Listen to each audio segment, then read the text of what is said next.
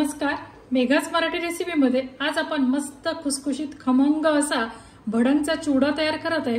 त्यासाठी सर्वप्रथम आपण हा लसणाचा गाठा घेतलाय। हा आपण थोडासा मोकळा करून घेऊ। आपल्याला याची पूर्ण सालं काढायची नाहीत, फक्त याचे तोंड मोकळे करून घ्यायचे आहेत। कढईत आपण 2 पळी एवढं तेल गरम करायला ठेवलंय। आपण गॅस छोटा करू, त्यात अर्धी वाटी एवढे शेंगदाणे ऍड करायचे आणि हा लसूण सोबतच आपण छान तळून घेऊ।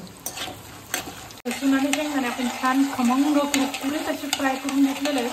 ते आपण एका डिश मध्ये काढून घेऊ। ते गरम आहे, त्यात आपण कढीपत्ता टाकायचा आणि कुरकुरीत फ्राय करून घ्यायचा।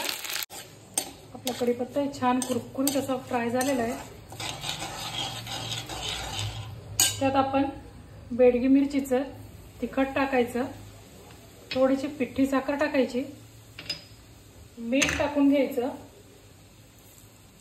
आणि थोडीशी आपण यात लिंबू पावडर ऍड करायची। आपण यात मुरमुरे टाकून घेऊ। गॅस बंद करायचा।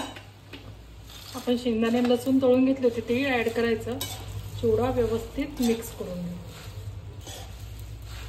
आपला चिवडा छान तयार झालाय, आपण तो काढून घेऊ। असा आपला छान खमंग खुसखुशीत आणि एकदम सोप्या पद्धतीचा भडंग चिवडा तयार आहे।